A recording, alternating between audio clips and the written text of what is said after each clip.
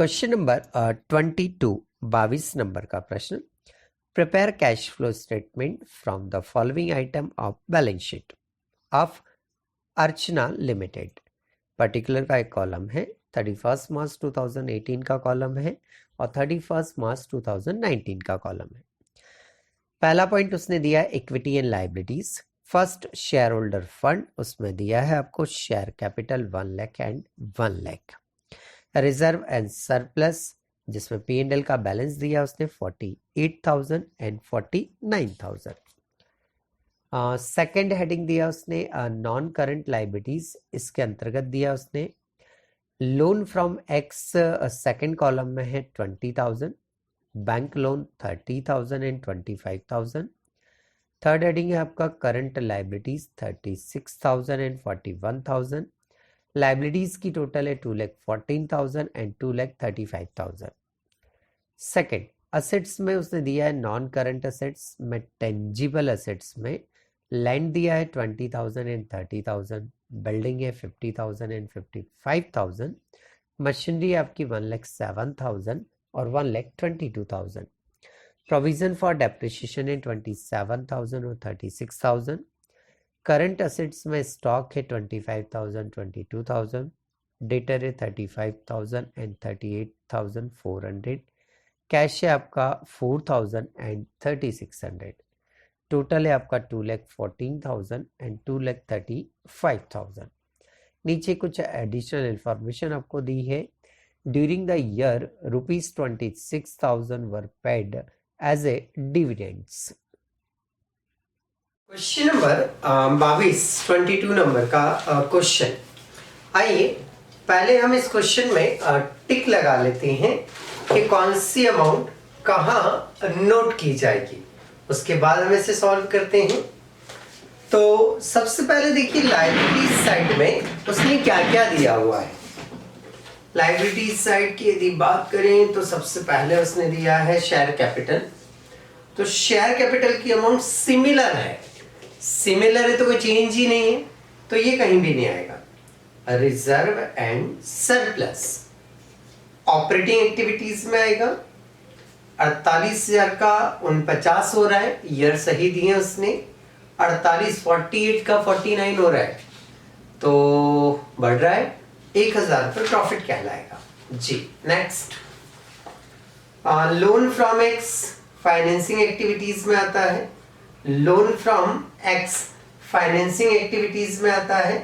किसी भी तरह का आप लोन लेते हैं या लोन लेते हैं उसका पेमेंट करते हैं तो कहाँ आता है आपका फाइनेंसिंग एक्टिविटीज में, ठीक है। बैंक लोन फाइनेंसिंग एक्टिविटीज में आएगा। करंट लायबिलिटीज ऑपरेटिंग में आता है। लैंड 20 का 30 हो रहा है, इन्वेस्टिंग में आएगा, फिक्स एसेट से। ये बिल्डिंग ये भी इन्वेस्टिंग में आएगा, फिक्स एसेट से। मशीन भी इन्वेस्टिंग में आएगी, फिक्स एसेट से।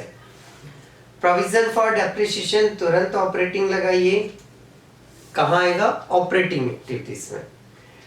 Current assets operating activities, stock debtor भी ऑपरेटिंग एक्टिविटीज। कैश तो हमारा लास्ट में अलग से लिखते हैं आप। नीचे बैलेंस शीट खत्म होने के बाद नीचे दिया उसने, बैलेंस शीट खत्म होने के बाद नीचे दिया है, तो ये एडजस्टमेंट हुआ। और एडजस्टमेंट हमेशा कितनी जगह लिखे जाते हैं? 2, याद रखिएगा। एडजस्टमेंट हमेशा 2 जगह लिखे जाते हैं। पिछले क्वेश्चन में भी डेप्रिसिएशन को हमने 2 प्लेस पे लिखा था, है ना।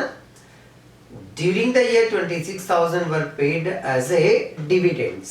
डिविडेंड्स पेड किया हमने, तो डिविडेंड्स पेड किया है तो एक तो प्रॉफिट में ऊपर आएगा, यहाँ पर डिविडेंड पेड किया है तो ऑपरेटिंग में आएगा, तो ओ लिख लीजिए इसके सामने, ठीक है।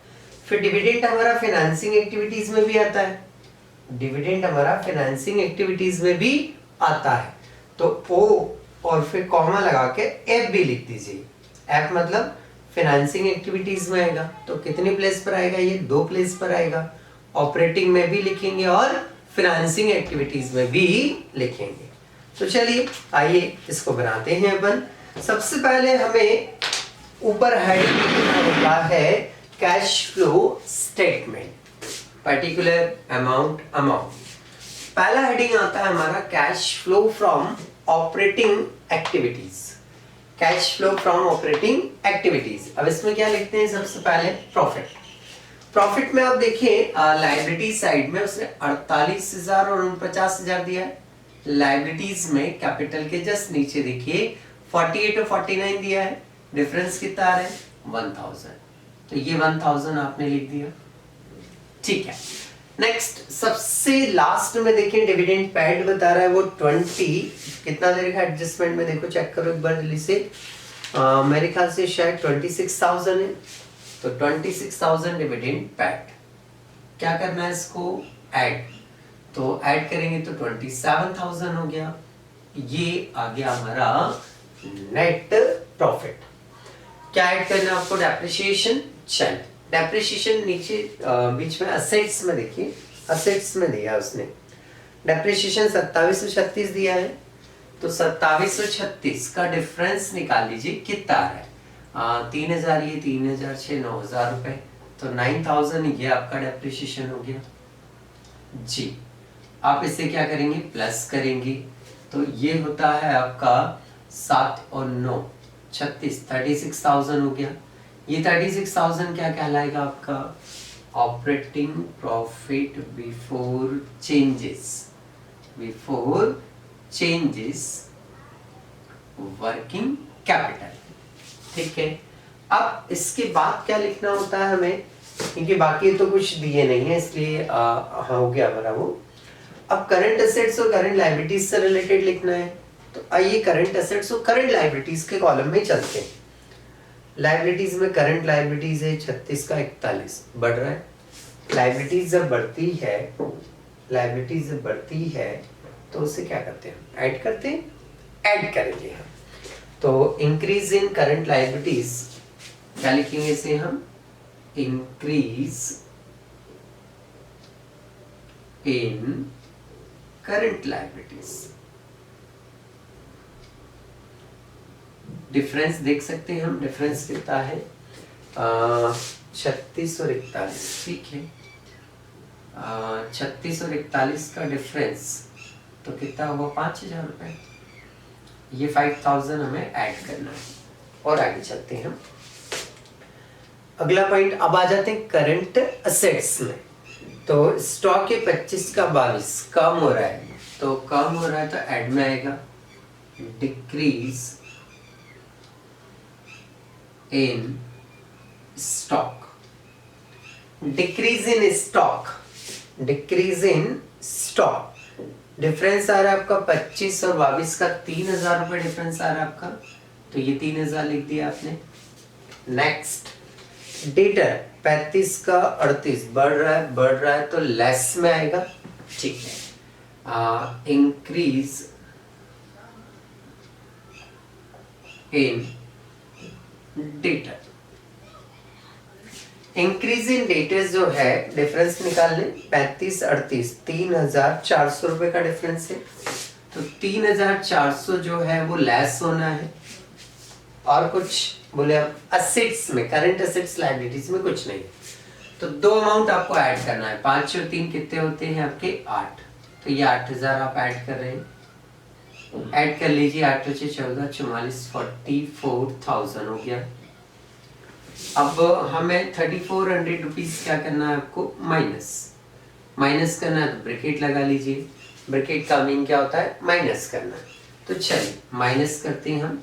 40,600 रुपए बच रहा है माइनस करने के बाद, तो 40,600 जो बच रहा है बस ये कंप्लीट हो गया आपका। तो ये 40,600 ऑपरेटिंग एक्टिविटी को क्या करता है, complete. Net cash flow from operation या ऑपरेटिंग एक्टिविटीज। आप ऑपरेटिंग ही लिखते हैं, वही लिख दीजिए ऑपरेटिंग एक्टिविटीज। ये पहला जो हेडिंग है वो कंप्लीट होता है। सेकेंड हेडिंग में आते हैं हम, cash flow from investing activity. Cash flow from investing activity, investing activity में क्या आता है, फिक्स्ड एसेट्स का परचेस और सेल, इन्वेस्टमेंट का परचेस और सेल। तो देखिए फिक्स्ड एसेट्स में कुछ है, सबसे पहले उसने लैंड दिया हुआ है, भूमि दी हुई है 20-30, 10 से बढ़ रहे हैं, तो 10 से बढ़ रहे हैं तो क्या हो गया, परचेसेस। फिक्स्ड एसेट्स बढ़ेगी मतलब परचेस है, क्योंकि रखे रखे तो बढ़ती नहीं, खरीदी होगी तभी बढ़ी है, तो ये परचेस कहलाएगा। इसलिए इसे किस नाम से लिखेंगे हम, परचेसेस ऑफ लैंड।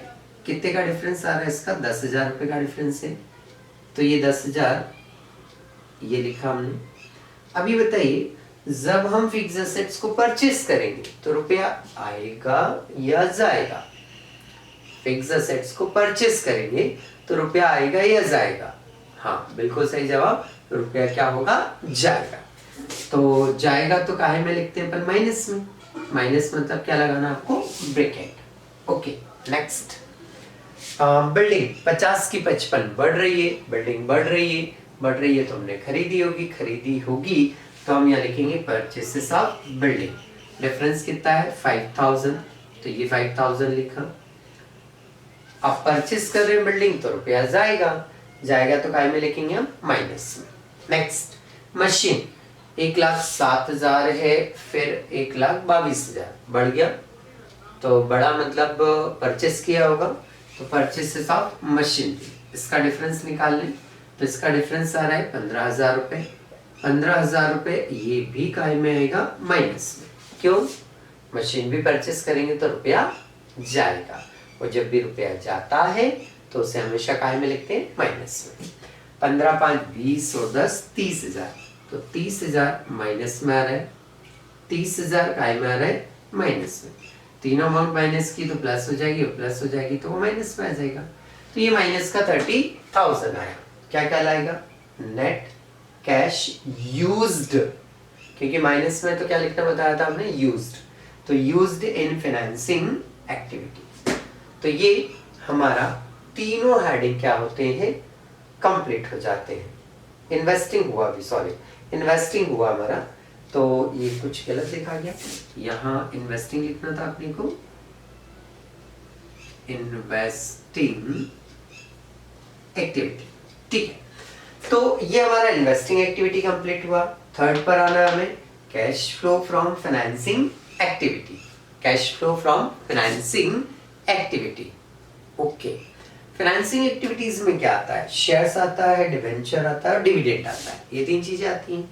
तो देखिए शेयर्स में कुछ चेंजेस है क्या, शेयर कैपिटल 1,00,000 और 1,00,000, इसमें तो कोई चेंज नहीं है, तो इसमें कुछ आएगा नहीं। हाँ, अब देखिए सेकंड पॉइंट लायबिलिटी में, सेकंड पॉइंट लायबिलिटी में उसने लिखा है लोन फ्रॉम एक्स। पिछले साल कुछ नहीं था, इस साल 20,000 है, पिछले साल कुछ नहीं था, इस साल कितना है, 20,000, तो इसका मतलब अपन ने लोन लिया है, लोन लिया है, ठीक है। तो हमने लिख दिया loan from x.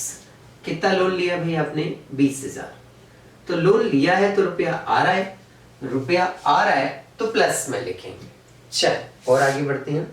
Bank loan 30 का 25 हो रहा है, कम हो रहा है, 30 का 25 हो रहा है, कम हो रहा है, 30 का 25 हो रहा है, कम हो रहा है, तो कम हो रहा है मतलब हमने पेमेंट करा, तो पेमेंट करा तो क्या लिखेंगे, repayment of bank loan. Difference बताओ जल्दी से, इसका लोन का कितना है, 5,000, माइनस में आएगा, हाँ माइनस में आएगा, क्योंकि पेमेंट कर रहे हैं, रुपया जा रहा है हमारे पास से। ओके, इसके बाद में डिविडेंड पैड है लास्ट में, डिविडेंड पैड कितना है आपका, 26,000। डिविडेंड जब आप पे करेंगे तो रुपया आपके पास से क्या होगा, जाएगा, जाएगा तो काय में लिखेंगे हम, माइनस में, ठीक है। यहाँ डिविडेंड पेड जो होता है वो ऐड होता है, और यहाँ डिविडेंड पेड क्या होता है, लेस, तो वो 0 हो जाता है, ना ऐड हुआ ना लेस हुआ, ठीक है। 26 और 5 31, 31 माइनस का है और 20 प्लस का है, फाइनली बचा कितना, 11,000। तो ये जो 11,000 आपका आ रहा है, ये आएगा आपका नेट, ये जो 11,000 आएगा ये क्या कहलाएगा आपका, नेट,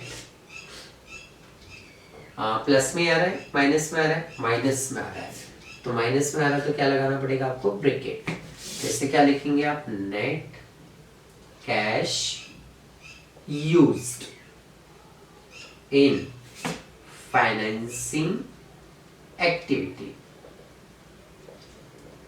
फाइनेंसिंग एक्टिविटी, ठीक है। अब ये हमारे सेकंड वाला जो कॉलम है उसकी तीनों अमाउंट आगे जो हमें चाहिए रहती है। ठीक है, अब इन्हें क्या कर लीजिए, आप जोड़ लीजिए। 30 और 11 41, 41 माइनस का और 40 600 का है प्लस का, तो 400 बचे। 400 काहे में बचे ये बता दो बस, माइनस में बचेंगे ना, क्योंकि माइनस के 41 है, माइनस के 41 से तो बचेगा भी काय का, माइनस का। जी बिल्कुल। अब इसमें क्या करना है अपने को, ऐड, क्या ऐड, ओपनिंग कैश। देखो क्वेश्चन में ओपनिंग कैश बैलेंस कितना है, ओपनिंग कैश बैलेंस की यदि हम बात करें तो वो देखो क्वेश्चन में कितना दिया हुआ है। ओपनिंग कैश बैलेंस दिया है आपको 4000 रुपीज, तो ये 4000 रुपीज प्लस करना है आपको। जी जी जी, 4000 रुपीज आप प्लस करेंगे तो आपका बचा 3600। कितना बचा हुआ, 3600। ये कहलाएगा आपका closing cash balance, closing cash balance. और आपका ये जो बैलेंस आ रहा है ना 3600, ये किताब के बैलेंस से क्या होना चाहिए, मैच होना चाहिए। देखो हो रहा है क्या मैच, और हाँ बिल्कुल बराबर हो रहा है। मतलब यहाँ आपका ये सवाल क्या होता है, कंप्लीट होता है।